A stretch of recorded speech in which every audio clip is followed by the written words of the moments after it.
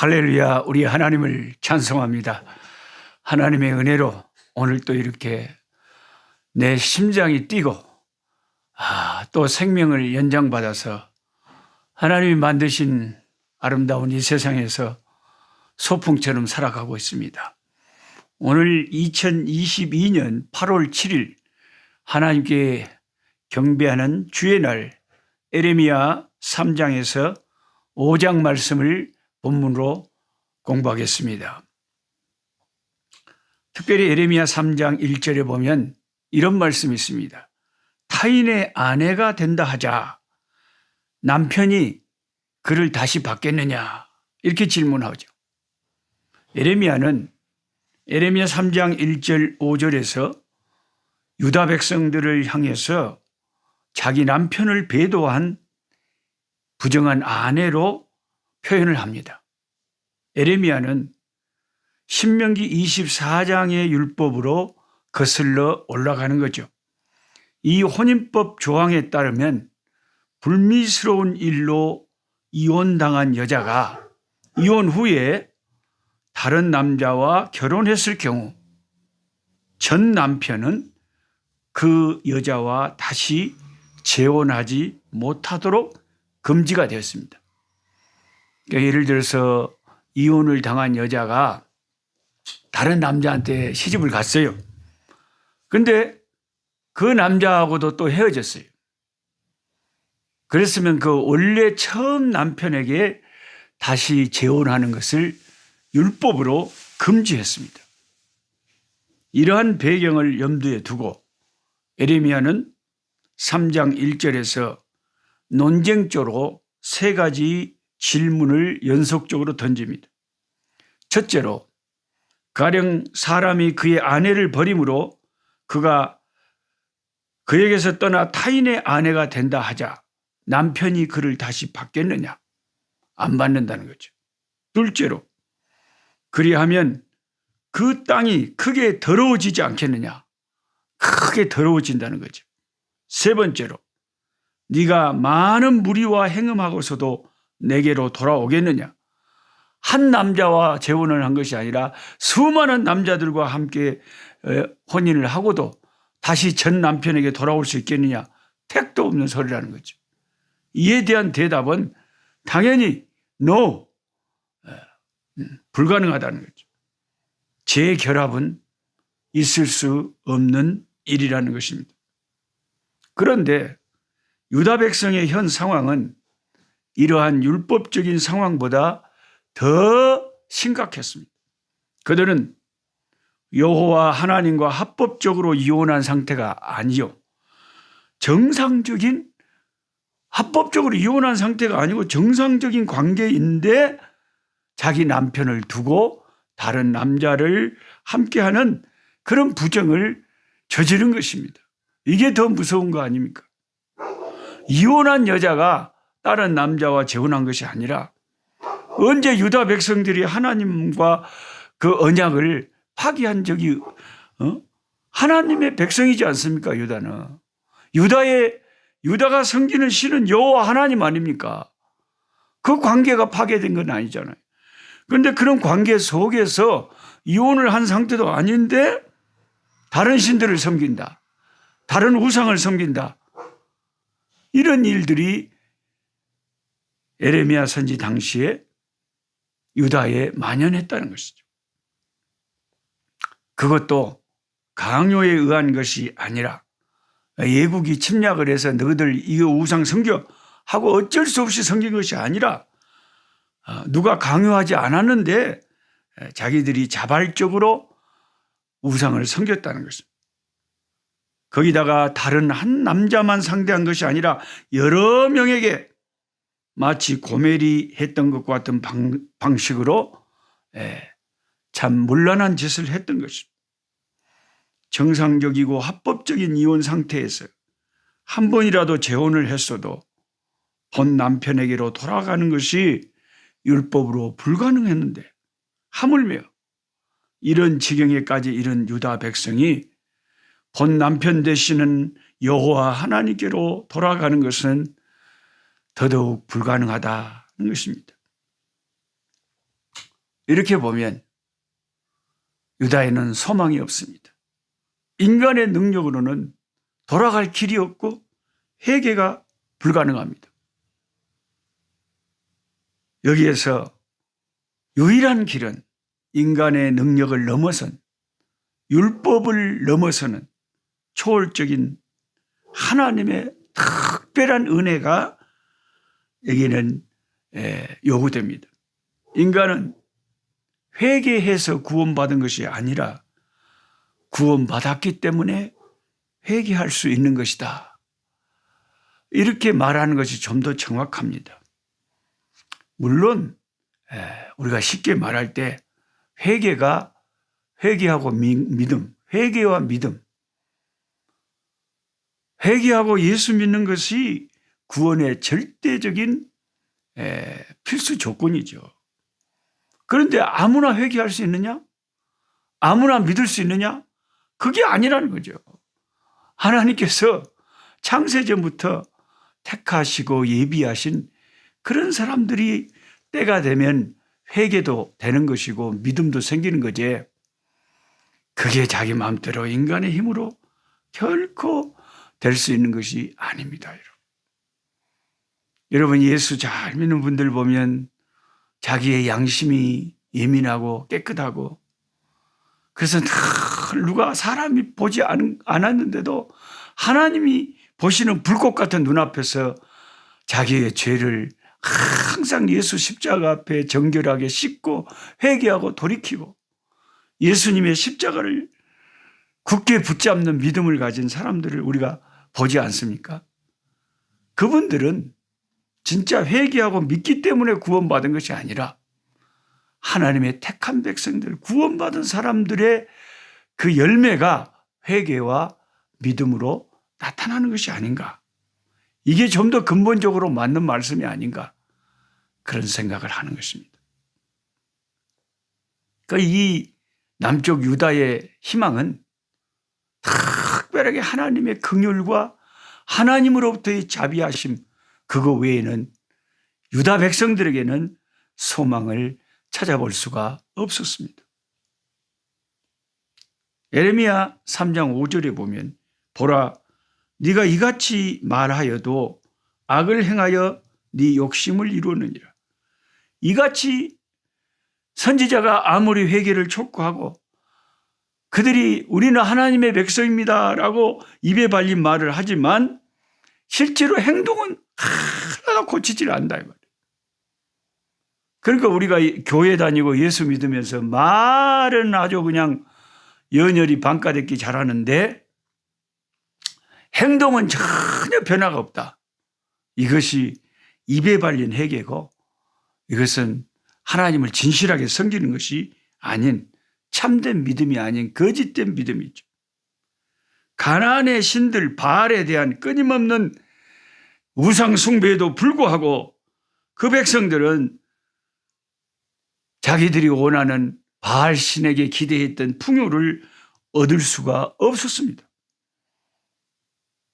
여기에서 예레미야가 말하는 행음이란 하나님과 더불어 하나님을 섬기면서 동시에 우상을 함께 섬기는 종교 혼합주의를 말하는 것입니다. 예레미야는 하나님과 그 백성의 관계를 부부관계로 이해합니다. 부부관계. 하나님과 우리의 관계가 부부관계. 예수님은 우리의 남편이 되시고 우리는 그의 신부가 되는 것입니다. 그런데 우리가 예수님의 남편을 섬기는 우리가 너무 세상 것을 좋아하며 세상의 우상을 섬긴다면 우리는 남편을 배반하는 거죠. 이미 하나님과 결혼한 백성인 유다 백성들이 다른 남편인 가나안의 신 바알을 섬긴다면 이것이 영적인 간음이요 행음이라는 것입니다. 예레미야 선지자의 적나라한 표현에 의하면 예레미야 3장 3절을 보세요. 창녀의 낯을 가져서 수치를 모른다. 이렇게 표현합니다. 여러분, 일본 사람들이 하는 욕 중에 이 수치를 모르는 놈아 하는 것이 제일 아주 무서운 욕 중에 하나라고 합니다. 수치를 모르는 놈.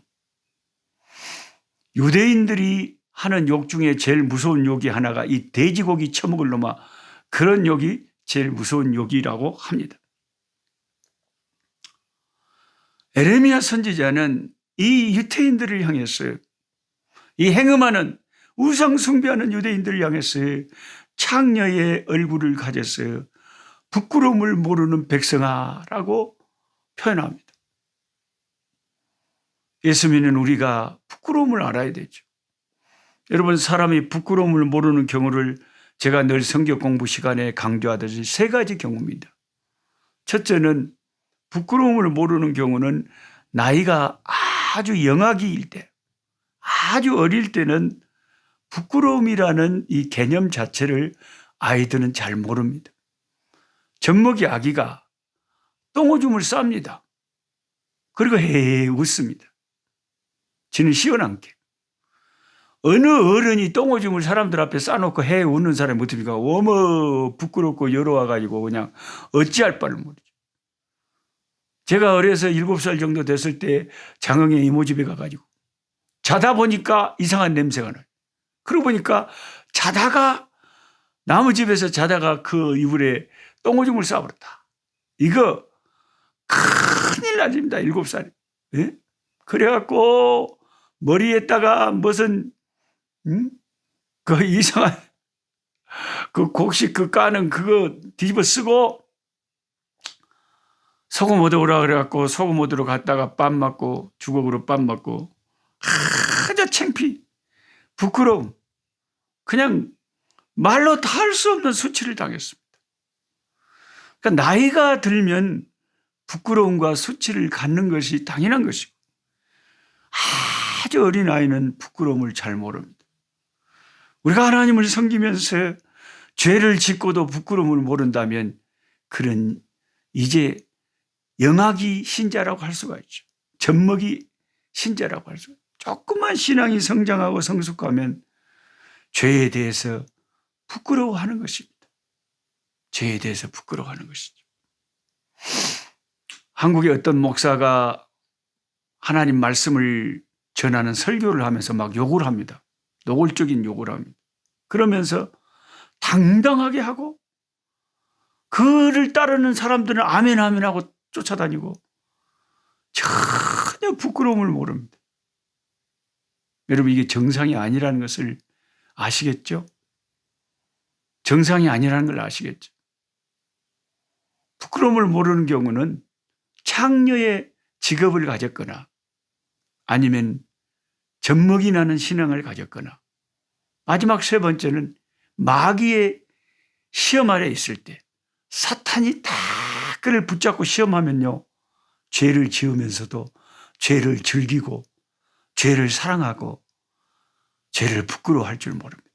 반대로 진정한 성령에 사로잡힌 자는 죄를 짓고 부끄러워 견디지를 못합니다. 참된 성령의 역사가 일어나는 참된 성령에 사로잡힌 선지자 종들은 결코 그런 악행과 악한 말을 하면서 전혀 부끄러움을 모르고 그런 짓을 하지를 못합니다, 여러분. 참된 성령의 역사가 아니라는 거죠. 성령을 가장한 이 사탄의 역사라는 거죠. 사람들을 잘못 오도하고 잘못 인도하는 사탄의 역사라는 거죠. 사탄에 사로잡히면 부끄러움을 모르고 성령에 충만하면 자기 죄를 다 토설하게 되어 있습니다. 이 유다 백성들은 예레미야 3장 8절에 보면 그의 반역한 자매 유다가 두려워하지 아니하고 자기도 행음함을 내가 보았노라. 여기 자매라고 했습니다. 자매라는 것은 이제 북쪽 이스라엘과 남쪽 유다가 자매라는 거죠. 그러면 북쪽의 언니가 이스라엘이 계속 우상 숭배하다가 아수르에 의해서 선지자의 예언대로 그렇게 철저하게 멸망당할 보면 남쪽 유다 여동생이 어머 언니 꼴을 우리가 당해서는 안 되겠네. 하나님을 떠나서 우상 숭배하니까 저렇게 무섭게 나라가 없어지고 패망을 당하는구나. 우리 남쪽 유다도 정신 차려야 되겠다. 우리가 계속 이렇게 우상 숭배하고 살다가는 우리도 망하겠구나. 그것을 북쪽 언니 이스라엘을 보고 깨달아야 되는데, 그건 선례를 보고서도 이들이 계속 우상 숭배하고 언니가 하던 짓을 계속하고 있는 이런 기가 막힌 악행을 에레미야 선지자가 눈물로 지금 고발하고 있는 것입니다. 함께 성경 공부하고 있는 저와 여러분, 잘 생각해 보세요.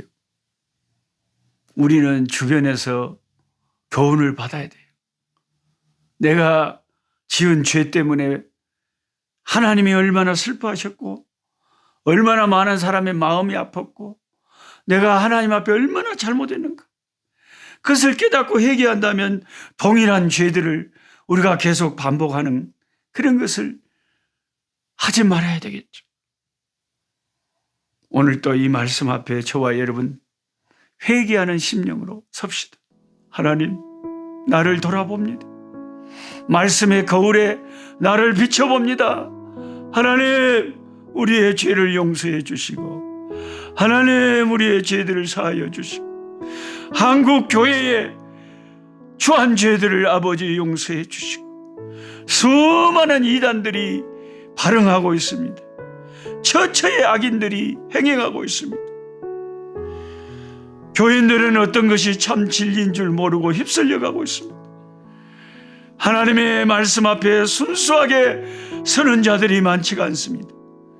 우리 자신의 죄악의 부끄러움을 알고 회개하고 돌이켜 오직 예수, 오직 주님만 따라가는 참 믿음을 가진 우리들이 될 수 있도록 주여 도와주시옵소서. 예수 그리스도 이름으로 기도하옵나이다. 아멘. 약한 자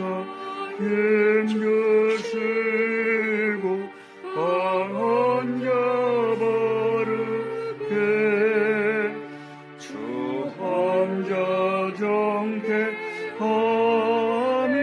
주님의 뜻이라. 해 아래 압박 있는 곳 주 거기 계셔서 그 팔로 막아 주시오.